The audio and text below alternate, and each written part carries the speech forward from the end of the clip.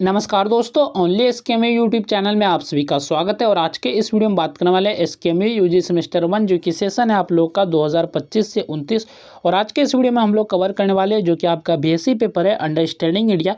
तो इसके यूनिट 2 के जो टॉप 100 एमसीक्यू करने वाले हैं, और जिसमें कि मैंने जो है इसके पहले एक पार्ट का वीडियो बना दिया था यूनिट 2 का, और इसके वीडियो में यानी कि इसी वीडियो में जो है हम लोग 51 से लेकर 100 एमसीक्यू तक कवर करने वाले हैं यूनिट 2 का। और इसके भी पहले मैंने यूनिट 1 को कंप्लीट कर दिया। जिसने भी उन वीडियो को नहीं देखा है तो आप हमारे चैनल से जाके देख सकते हैं, या फिर इसी वीडियो के डिस्क्रिप्शन में आपको प्लेलिस्ट का लिंक मिलेगा, तो वहाँ से जाके आप उस वीडियो को देख सकते हैं। तो यहाँ पर जो क्वेश्चन है आपका क्वेश्चन नंबर 51 है, यानी कि 51 नंबर क्वेश्चन है। महात्मा गांधी को स्वतंत्रता आंदोलन में प्रमुख सिद्धांत क्या थे?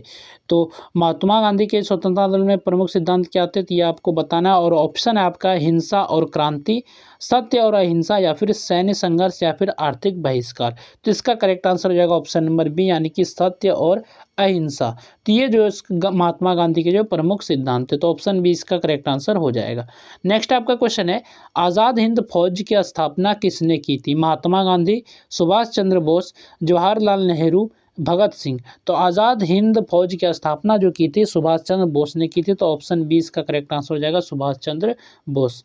नेक्स्ट आपका क्वेश्चन है, भारत के विभाजन का एक प्रमुख कारण क्या था? What was a major cause of the partition of India? तो भारत के विभाजन का एक प्रमुख कारण क्या था? आर्थिक विकास, धार्मिक आधार पर मतभेद, या फिर शिक्षा सुधार, या फिर सांस्कृतिक एकता। तो इसका करेक्ट आंसर हो जाएगा ऑप्शन नंबर बी, यानी कि धार्मिक आधार पर मतभेद। तो ऑप्शन बी इसका करेक्ट आंसर हो जाएगा। ये जो था प्रमुख कारण था भारत के विभाजन का। नेक्स्ट आपका क्वेश्चन है, भारतीय संविधान के प्रस्तावना का मुख्य उद्देश्य क्या है? आर्थिक नीति तय करना, शासन प्रणाली का वर्णन, संविधान के आदर्शों और उद्देश्यों को व्यक्त करना, या फिर कानून बनाना। तो इसका करेक्ट आंसर होगा ऑप्शन नंबर सी, संविधान के आदर्शों और उद्देश्यों को व्यक्त करना। तो भारतीय संविधान की प्रस्तावना का जो मुख्य उद्देश्य है वो है संविधान के आदर्शों और उद्देश्यों को व्यक्त करना। तो ऑप्शन सी इसका करेक्ट आंसर हो जाएगा। नेक्स्ट आपका क्वेश्चन है, भारतीय संविधान की एक प्रमुख विशेषता क्या है? व्हाट इज ए की feature of the Indian constitution? निरंकुश शासन, संघ व्यवस्था, या फिर राजशाही, या फिर सैन्य शासन। तो इसका करेक्ट आंसर हो जाएगा ऑप्शन नंबर बी, यानी कि संघीय व्यवस्था, फेडरल सिस्टम। तो भारतीय संविधान की एक प्रमुख विशेषता क्या है? तो ये संघ व्यवस्था एक जो है प्रमुख विशेषता है। तो ऑप्शन बी इसका करेक्ट आंसर हो जाएगा। नेक्स्ट आपका क्वेश्चन है, सत्यमेव जयते का क्या अर्थ है? What is the meaning of सत्यमेव जयते? सत्य की हार, सत्य की विजय, धर्म की विजय, या फिर ज्ञान की विजय। तो सत्यमेव जयते का जो अर्थ है वो है सत्य की विजय, यानी कि विक्ट्री ऑफ ट्रूथ। तो इसका अर्थ है सत्य की विजय। तो ऑप्शन बी इसका करेक्ट आंसर हो जाएगा, यानी कि सच्चाई की जीत। ठीक है। नेक्स्ट आपका क्वेश्चन है, धर्म चक्र परिवर्तनाय का संबंध किससे है? यानी कि थोड़ा सा यहाँ पर उच्चारण, प्रवर्त न्याय का संबंध किससे? यानी कि धर्म चक्र आपका प्रवर्तन न्याय का संबंध किससे? युद्ध नीति, धर्म के प्रचार और न्याय, या फिर आर्थिक नीति, व्यापार। तो धर्म चक्र प्रवर्तन न्याय का संबंध जो है ये धर्म के प्रचार और न्याय से संबंधित। तो ऑप्शन बी इसका करेक्ट आंसर हो जाएगा, propagation of Dharma and justice. Next आपका क्वेश्चन है, यतो धर्मस्ततो जय का क्या अर्थ है? जहाँ धर्म है वही विजय है, जहाँ धन है वही विजय है, जहाँ शक्ति है वही विजय है, या फिर जहाँ ज्ञान है वही विजय है। तो इसका करेक्ट आंसर हो जाएगा ऑप्शन नंबर ए, यानी कि जहाँ धर्म है वही विजय है। यतो धर्मस्ततो जय का जो अर्थ है जहाँ धर्म है वही विजय है। तो ऑप्शन ए इसका करेक्ट आंसर हो जाएगा। नेक्स्ट आपका क्वेश्चन है, सत्यम शिवम सुंदरम का क्या अर्थ है? What is the meaning of Satyam Shivam Sundaram? सत्य, कल्याण और सौंदर्य, शक्ति और विजय, धर्म और ज्ञान, प्रेम और शांति। तो इसका करेक्ट आंसर हो जाएगा ऑप्शन नंबर ए, यानी कि सत्य, कल्याण और सौंदर्य। तो ये इसका अर्थ है सत्यम शिवम सुंदरम का। नेक्स्ट आपका क्वेश्चन है, ज्ञान विज्ञान विमुक्तये का क्या अर्थ है? What is the meaning of ज्ञान विज्ञान विमुक्तये? ज्ञान से बंधन, ज्ञान और विज्ञान से मुक्ति, केवल विज्ञान, केवल ज्ञान। तो इसका जो मीनिंग है यानी कि ज्ञान और विज्ञान से मुक्ति। तो ऑप्शन बी इसका करेक्ट आंसर हो जाएगा। नेक्स्ट आपका क्वेश्चन है, दीपावली के दौरान लक्ष्मी पूजन का क्या महत्व है? What is the significance of Lakshmi Puja during Diwali? तो दिवाली के दौरान जो है लक्ष्मी पूजन का क्या महत्व है? युद्ध विजय, धन और समृद्धि की कामना, शिक्षा का आरंभ, कृषि उत्सव। तो इसका जो महत्व है वो है धन और समृद्धि की कामना। तो ऑप्शन बी इसका करेक्ट आंसर हो जाएगा। नेक्स्ट आपका क्वेश्चन है, ओणम पर्व में महाबली का क्या महत्व है? What is the significance of king Mahabali in Onam festival? युद्ध विजेता, न्यायप्रिय राजा, धार्मिक गुरु या फिर व्यापारी? तो इसका करेक्ट आंसर हो जाएगा ऑप्शन नंबर बी यानी कि न्यायप्रिय राजा। तो यही महत्व है आपका महाबली का ओणम फेस्टिवल में यानी कि ओणम त्यौहार में। नेक्स्ट आपका क्वेश्चन है, कर्मा नृत्य किसका प्रतीक है? युद्ध, प्रकृति और जीवन चक्र, व्यापार या फिर शिक्षा? तो कर्मा नृत्य जो इसका जो प्रतीक है वो है प्रकृति और जीवन चक्र का। तो ऑप्शन बी इसका करेक्ट आंसर हो जाएगा। नेक्स्ट आपका क्वेश्चन है, कुंभ मेले का आयोजन किन नदियों के तट पर होता है?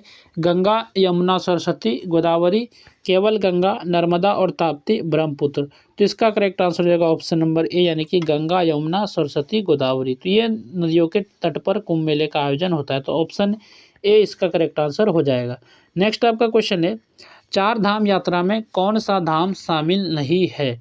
बद्रीनाथ, द्वारका, केदारनाथ, पुरी?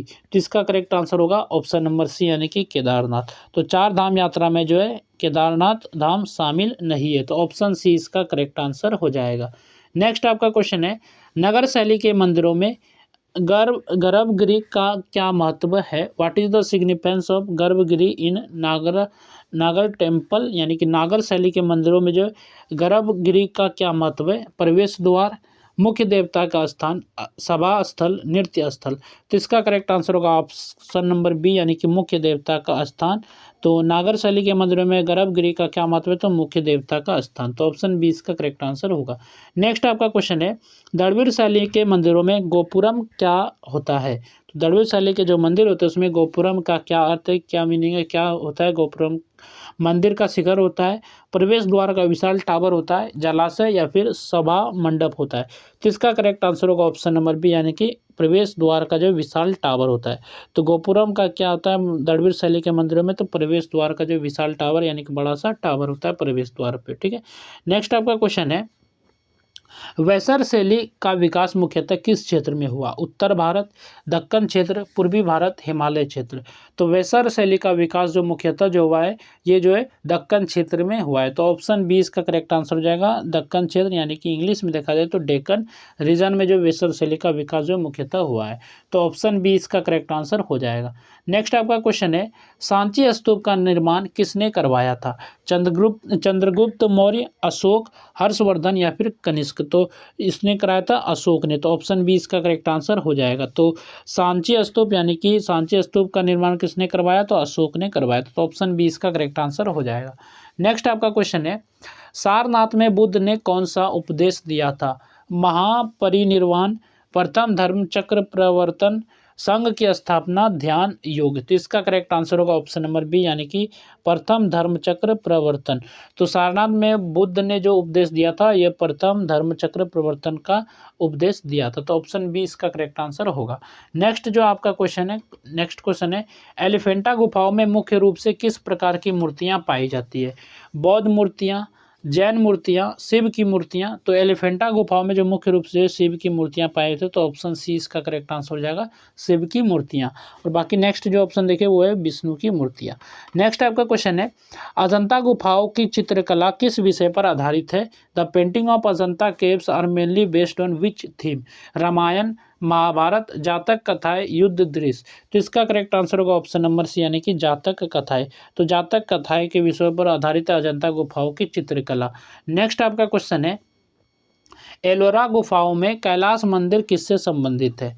भगवान विष्णु, भगवान शिव, भगवान बुद्ध, देवी दुर्गा? तो इसका करेक्ट आंसर होगा ऑप्शन नंबर बी यानी कि भगवान शिव। तो एलोरा गुफाओं में कैलाश मंदिर जो संबंधित है वो भगवान शिव से संबंधित है। तो ऑप्शन बी इसका करेक्ट आंसर हो जाएगा। नेक्स्ट जो आपका क्वेश्चन है, केदारनाथ मंदिर किस धाम का भाग है? द्वादश ज्योतिर्लिंग, चार धाम, पंच केदार, सप्तपुरी? तो इसका करेक्ट आंसर हो जाएगा ऑप्शन नंबर सी यानी कि पंच केदार। तो केदारनाथ मंदिर किस धाम का भाग है? तो ये पंच केदार का भाग है। तो ऑप्शन सी इसका करेक्ट आंसर होगा। नेक्स्ट आपका क्वेश्चन है, मुंडेश्वरी देवी मंदिर का ऐतिहासिक महत्व क्या है? यह भारत का सबसे नया मंदिर है, यह भारत का प्राचीनतम जीवित मंदिर है, यह केवल बौद्ध स्थल है, यह केवल जैन स्थल है? तो मुंडेश्वरी देवी मंदिर का जो ऐतिहासिक महत्व है, इसका ऐतिहासिक महत्व है यह जो भारत का जो है प्राचीनतम जीवित मंदिर है। तो ऑप्शन बी इसका करेक्ट आंसर हो जाएगा।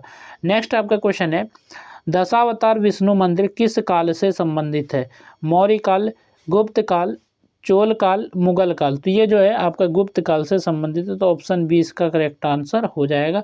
और ये जो है आपका दशावतार विष्णु मंदिर किस काल से संबंधित है? तो गुप्त काल से, तो ऑप्शन बी इसका करेक्ट आंसर हो जाएगा, गुप्त पीरियड। नेक्स्ट आपका क्वेश्चन है, खजुराहो मंदिर किस शैली के उत्कृष्ट उदाहरण है? द्रविड़ शैली, नागर शैली, वेसर शैली, गांधार शैली। तो खजुराहो मंदिर जो है ये जो है आपका नागर शैली के उत्कृष्ट उदाहरण है, यानी कि ऑप्शन 20 का करेक्ट आंसर हो जाएगा, नागर शैली। नेक्स्ट आपका क्वेश्चन है, बादामी गुफाएं किस राज्य में स्थित है? तमिलनाडु, कर्नाटक, महाराष्ट्र या फिर आंध्र प्रदेश। तो बादामी गुफाएं जो है ये आपका जो है कर्नाटक में राज्य में स्थित है, तो ऑप्शन 20 का करेक्ट आंसर हो जाएगा, कर्नाटक। नेक्स्ट आपका क्वेश्चन है, ऐहोल को किस नाम से जाना जाता है? मंदिरों का नगर, भारतीय वास्तुकला की प्रयोगशाला, बौद्ध शिक्षा केंद्र, व्यापारिक नगर। तो ऐहोल को जो जाना जाता है, जिसे हम लोग जो है भारतीय वास्तुकला की प्रयोगशाला से भी जाना जाता है, तो ऑप्शन 20 का करेक्ट आंसर हो जाएगा, भारतीय वास्तुकला की प्रयोगशाला के नाम से भी ऐहोल को जाना जाता है, तो ऑप्शन 20 का करेक्ट आंसर हो जाएगा। नेक्स्ट आपका क्वेश्चन है, महाबलीपुरम के रथ मंदिर किस सामग्री से बने हैं? ईंट, लकड़ी, एकासम शिलाएं, संगमरमर। तो महाबली के रथ मंदिर जो है किस सामग्री से बने? तो ये जो आपका एकासम शिलाएं से बने हुए, यानी कि ऑप्शन सी इसका करेक्ट आंसर हो जाएगा, एकासम शिलाएं, मोनोलिथिक रॉक से।